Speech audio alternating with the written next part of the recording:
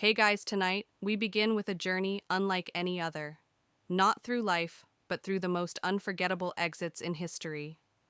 The kind of deaths that make you gasp, shake your head, and say, did that really happen? From ancient warriors who chose flames over surrender to inventors taken out by their own inventions. History's most epic deaths are often as poetic as they are tragic. So before you get comfortable, take a moment to like the video and subscribe. But only if you genuinely enjoy what I do here. And let me know in the comments where you're tuning in from and what time it is for you. It's always fascinating to see who's joining us from around the world. Now dim the lights, maybe turn on a fan for that soft background hum, and let's ease into tonight's journey together. Let's begin with Mithrates Phi, sixth king, warrior master of languages, and a man so paranoid, he essentially turned himself into a living science experiment. Ruling the kingdom of Pontus in the 1st century BCE, Mithrates lived in constant fear of assassination, which to be fair was a pretty rational fear for ancient monarchs. Poison was the medieval espresso shot, quick, easy, and very much in fashion at royal dinner parties. So what did he do? He started micro-doing everything that could kill him. Hemlock, a pinch, arsenic, a dash, belladonna, just a taste. Over time, he built up what was believed to be near total immunity. His personal apothecaries even created a legendary antidote called the Mithradium, a cure-all concoction. So potent medieval doctors were still trying to replicate it over 1,000 years later. This man didn't just eat food, he dared it to try anything. But then came Rome. They didn't care about his science project. Rome wanted Pontus. And after a series of bloody conflicts, Mithrates found himself cornered, betrayed, surrounded, and facing capture. The proud king decided he wouldn't give his enemies the satisfaction of parading him through the streets of Rome in chains. He reached for the poison, his old faithful friend, and nothing. After years of carefully inoculating himself against death, he was in fact immune to dying, at least the quiet, elegant kind. Like a chef who couldn't be burned, or a fish who forgot how to drown. Mithrates had outplayed his own exit strategy. With Romans breaking down the gates, he turned to one of his mercenaries and essentially said, "All right, plan B, do it manually." And just like that, the king who outsmarted poisons fell to a good old-fashioned sword thrust. Sometimes death doesn't need to be clever, just consistent. Mithrates went down in history as the man who couldn't be killed chemically, but could still be stabbed like everyone else. It's almost poetic, really. A reminder that no matter how well you plan, fate always keeps a rusty blade nearby, just in case our next tale begins with a Viking. And like all good Viking stories, it includes beheading bravado and dental revenge. Meet Sigurd Esteinsson, also known as Sigurd the Mighty, a Norse earl ruling over the Orkney Islands in the 9th century.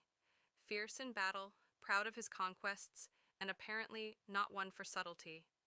Sigurd had a bit of a rivalry with a Scottish noble named Mael Ba, the Bucktooth-Thed, which yes, is a real nickname, and yes, it will become disturbingly relevant. Tired of the back and forth, Sigurd challenged Brea to a battle, each bringing 40 men. But Sigurd, in true Viking fashion, cheated. He brought 80. The math was not in Brick's favor. The result, total massacre. Sigurd beheaded Brick in the chaos, and in a bold move that can only be described as extra, tied the severed head to his saddle as a trophy on his victory ride home. This is where things go south, as Sigurd galloped through the countryside feeling like a war god. Bree's head bumped along beside him, swinging against the horse. And as fate would have it, one of Briars's famously large teeth scraped Sigurd's leg. Just a scratch. Nothing to worry about, right, wrong. This was the 9th century. There were no antibiotics, no neosporin, not even a bandage. The wound became infected, Sigurd fell ill, and within days he died. That's right. He was killed by the tooth of a man he had already beheaded. Bright didn't win the battle, but he definitely won the grudge match. It's the kind of story that feels like it belongs in a myth. A warrior punished for arrogance, felled by the smallest, most ironic detail, a literal bite from the past. And while Viking sagas are often filled with dramatic deaths, flaming ships, and curses from angry gods, few are as poetically absurd as this one. Sigurd rode home thinking he had won. Instead, he became the punchline in one of history's most bizarre obituaries. So let that be a lesson. Even in victory, check your saddle and maybe don't strap enemy heads to your horse. You never know what teeth are plotting. Let's talk about Pius of Papyrus, a man so good at winning battles that he lost entire wars just proving the point. This was no minor noble.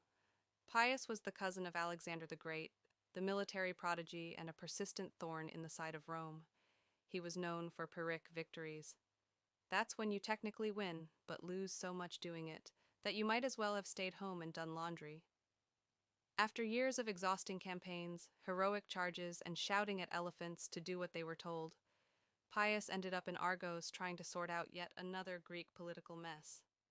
It was late, he was tired, but honor and bad decisions demanded one more battle. So in the dead of night, Pius led his troops into the city. But this wasn't a grand cinematic entrance. His elephants got stuck in narrow streets, his soldiers got lost, and by morning, Pius, the great general, was sword-fighting random enemies in an alley like a drunken tourist in armor. Now here's where fate sharpens its comedy pencil.